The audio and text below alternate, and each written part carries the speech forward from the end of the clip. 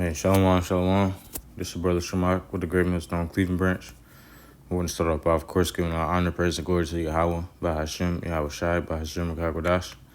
Double honor to the elder apostles, the Great Millstone, Ruah, and Teachwa. Shalom to everybody tuning in, listening, learning, getting this edification from several brothers doing this ministry from the four corners of the earth.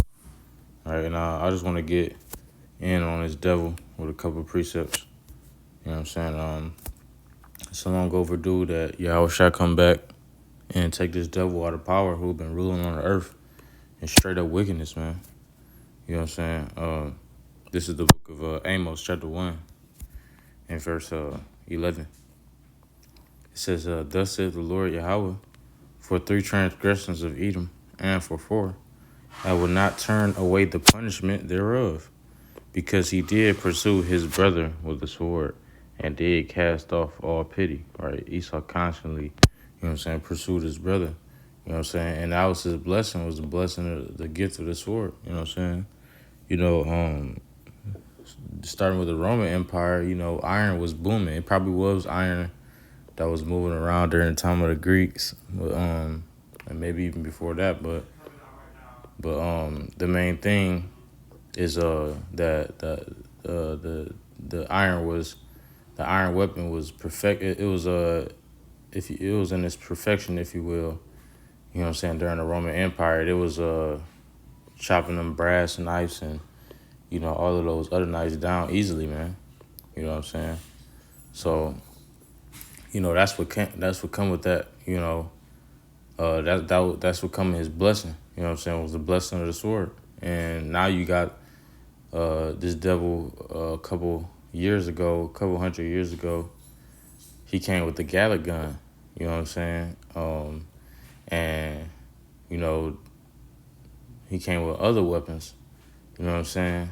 And this is what he used to, you know what I'm saying, is a help to take down, you know what I'm saying, the nation of Israel. You know what I'm saying? I'm gonna keep reading. It says, and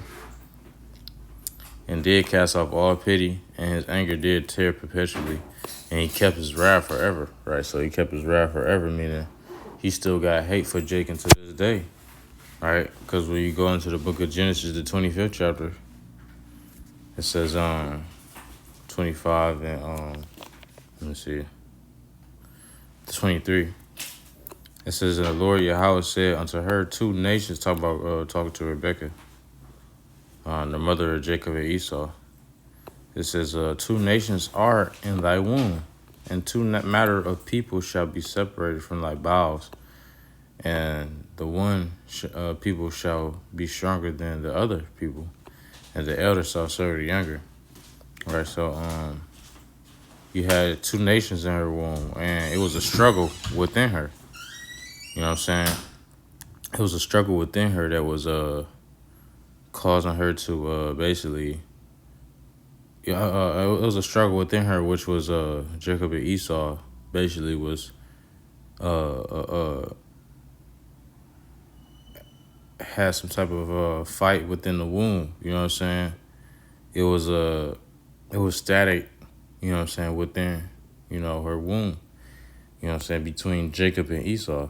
All right, because verse 26 in the NLT, then the other twin was born with his hand grasping Esau's heel.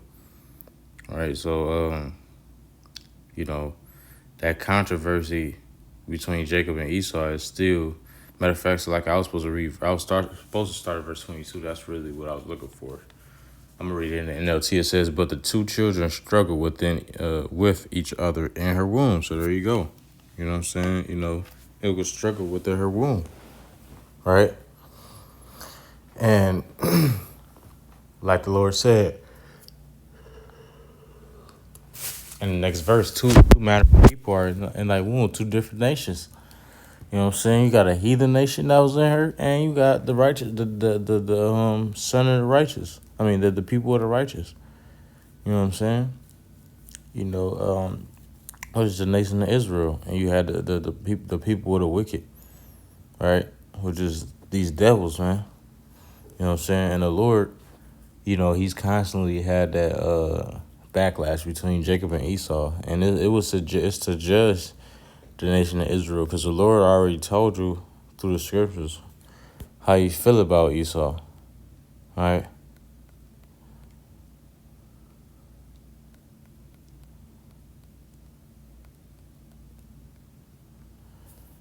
This is Romans.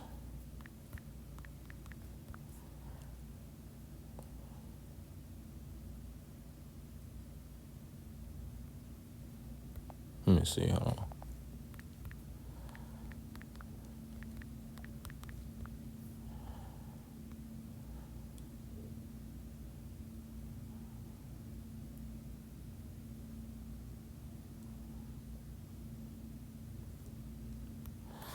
Bear with me for a second.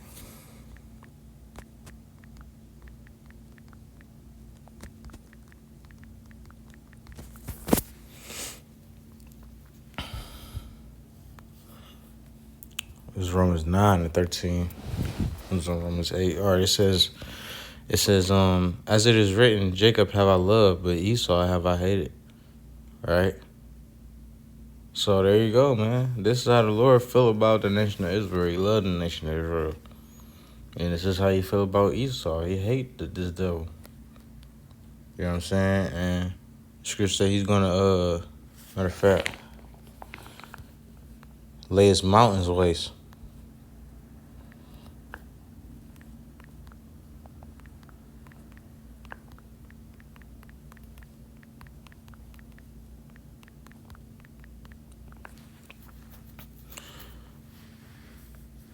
Yeah, this is the book of Malachi. We can close with this. I don't want to make this too long. I gotta get out of here. Malachi 1 and 3. It says, and I hated Esau and laid his mountains and his heritage waste for the dragons of the wilderness, right? So the Lord is gonna lay his mountains waste. I mean, this government ain't gonna be here. You know what I'm saying? His land is gonna be, you know what I'm saying, leveled. You know what I'm saying? It's gonna burn for a long time until it becomes a desert for creatures of the wild, man, creatures of the wilderness. You know what I'm saying? All type of vile creatures is gonna dwell here once the Lord get rid of this place, man. You know, and that's gonna be the end all be all of America, man. You know what I'm saying? The Lord is going to show his indignation and his righteous judgment towards these devils, man. You know, but I'm going to end it with that. You know, the Lord's willing to edify to an elect member. The audio I was trying to forgive me a spirit. Do this lesson to next time I say, Shalom, Kwame Shalom.